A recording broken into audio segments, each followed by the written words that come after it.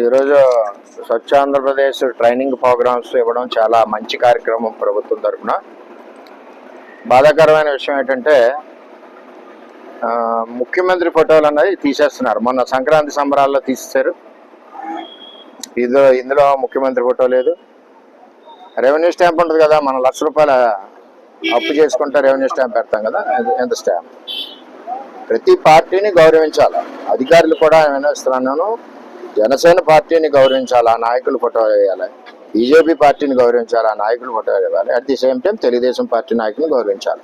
నాయకులు కూడా వదిలేండి, రాష్ట్రానికి ముఖ్యమంత్రి ఎవరు? ముఖ్యమంత్రి ఫోటో కూడా తీసేయడం చాలా దారుణంగా ఉంది పరిస్థితి. ఇది మేము చెప్పుకోలేకపోతున్నాం. క్రమశిక్షణ అడ్డొస్తుంది. ఇది 5వ సారో 6వ సారో. ఆఖరికి ఈవేళ నేను స్టేజ్ ఎక్కాను, మాట్లాడదాం ప్రోగ్రాంలో. కార్యకర్తలు రివర్స్ అవుతున్నారు నా మీద. నేను అనుకున్న కార్యకర్తలు వినే పరిస్థితులు లేదు. అధికారులని రిక్వెస్ట్ చేసేది ఏంటంటే, కూటమి అంటే కలిసి ఉండి ప్రభుత్వం 15 ఏళ్ళు. ఇందులో చిచ్చులు మీ ద్వారా పెడుతున్నారు.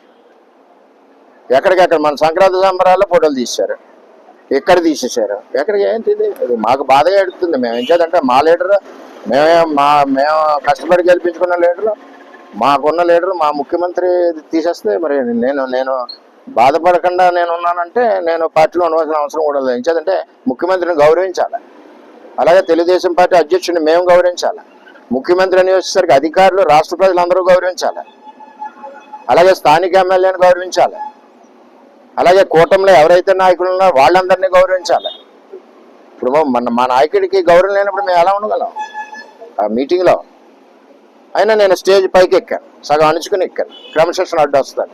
కార్యకర్తలు ఎవడో ఇన్ని పరిస్థితులు లేరు.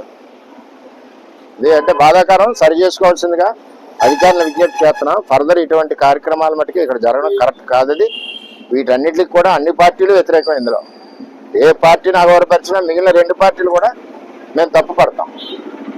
అది చేత ఏంటంటే ఇటువంటి విధానాలు కరెక్ట్ కాదని చెప్పి ఎతో బలుగుతున్నాం.